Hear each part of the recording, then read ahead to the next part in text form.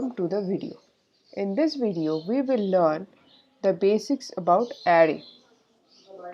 So, what is an array and some simple operations we can do on array. Now, before we understand array, let us recall how we store data in Java. So, it's simply when we write int a equal to 5, a data gets stored in the variable called a in memory. Now in the next line only, if I write down a equal to 10, so what will happen? This 5 will get replaced by 10. So in case if you after some line, if you just write a equal to 100 again, the same thing will happen here. This one will get replaced by 100. So the thing is, we can only store maximum of one data at a time, not more than that for a variable. So for the array, the advantage over this is we can store more than one data in a variable. So if array is a is an array, then you can store multiple data. So here you can store multiple data, like here suppose I store 1, 2, 5, 6, 3, 4 and so on. We can store. So let us understand how we store data in an array in technical perspective. So let us go to compiler, and here if you see, let me write it again. One way of writing or using arrays this way, int, then false brackets we will come later what it signifies. Here in curly brackets you can give the values, okay, and then done. So this is preloaded, means you are giving the value right at the program. So a will always have the values of 1, 2, 5, 6, 3, 4. So 6 elements are there. So this a is an array with 6 elements. Now if we just want to see what is the length of this array, so we have a property called length and we can use it. So what we will do, suppose system.out.println within brackets a dot length. What will this give? Just try to see. It should give the length of the array, means how many elements are there. And if you see, there are 6 elements. So suppose I increase with some random numbers inside this, and we should be able to see the length as 8. Okay. Now let us move to the another way of declaring an array. This way is the most practical approach. We do not always need to use preloaded data. We will definitely want the user to give the data, input the data into the array. So for that reason, we will not be giving up the elements, but we will have to say the maximum length of the array. Without that, it cannot work. So this way we will be we write now the maximum length. Suppose I want to make it 10. Okay, so what you need to do, the b is an array with maximum of 10 length. Okay, now this, after this you can use it the same way. Now we need to understand another important thing called index. What is an index? Index is here. If you look at the array, index is the number or cell number. Of course, whenever we put more than one thing, more than one same thing in some sort of rows, we need a logic or we need a token to identify unique numbers, right? Suppose I want to get the value, I want this 5. I want the third variable of the array. I want the third value of a. So how will I get it? There should be a unique number to this, right? And if it is third, so you might say a3. No, it's wrong. it will be A2. Why A2? Because indexes starts from 0. So if you consider this to be a kind of, suppose you have a train and you have a lot of bogies, so the engine or the first element of the train is 0. We count it from 0. Now you might say then the length will be 1 lesser, means here if you see 1, 2, 3, 4, 5, 6, 7, 8. 8 cells are there. So the length will be 7. No, length is always 8, means how many elements are there. Of course, when we count elements or things, we start from 1. Whenever you count things, you start from 1, there's no problem. But when you are going to identify a single element, okay, then the cell number will be 1 lesser. Why 1 lesser? Suppose you want to identify this one. This is basically 1, 2, 3, 4, 5. Fifth element. When you say fifth element, it's basically A4. So if I just randomly say, suppose 97th element. So definitely, please pardon on my handwriting again. So it will be A96. Why? Because A started from 0.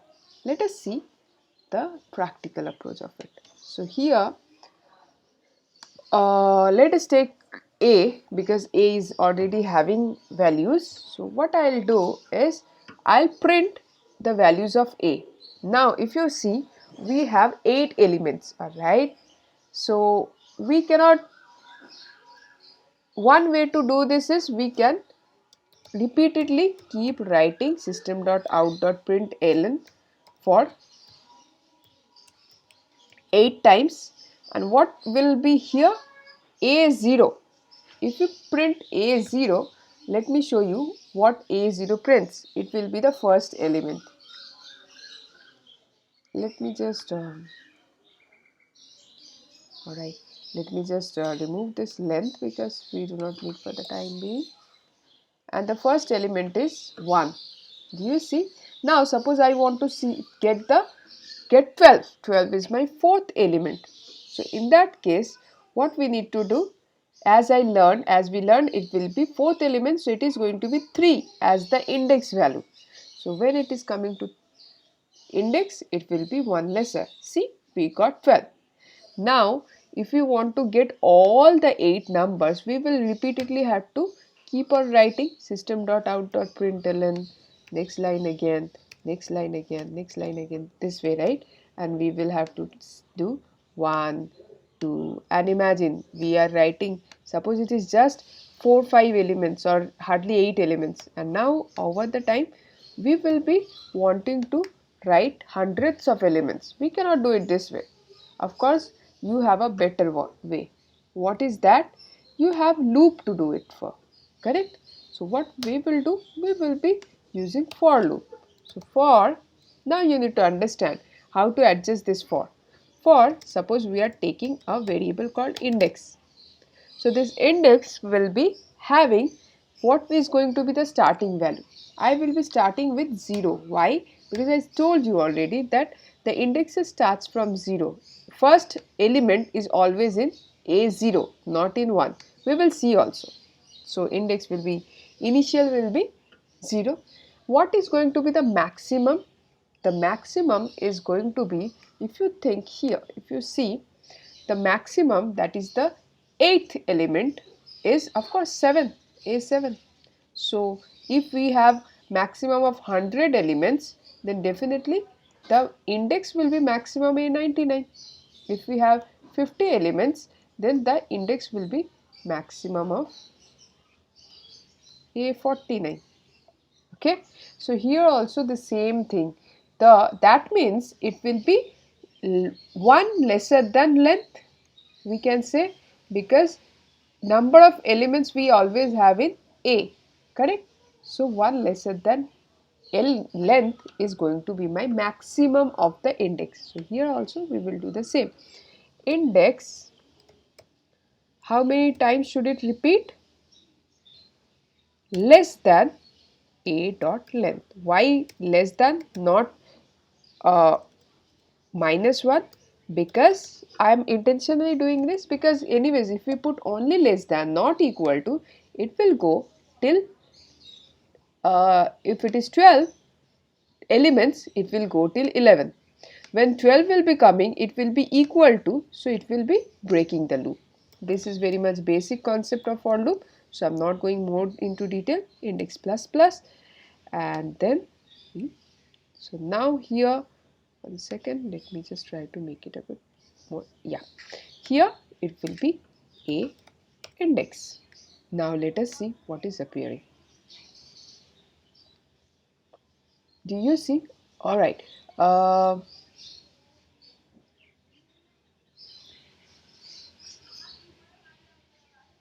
Okay, so we are getting the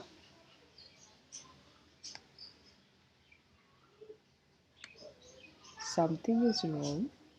Why are we getting 1 2 together? It's printing 1 2 together, but it's not 12. All right, it's due to some issues maybe. It's 1 then 2 then 5 then 12. It's sometimes on the online compiler these things happen. However, we are printing it. All right, again it is printing all together. No worries. One thing we can do here. Okay, no, here we can maybe concat comma to separate and see if it is appearing fine.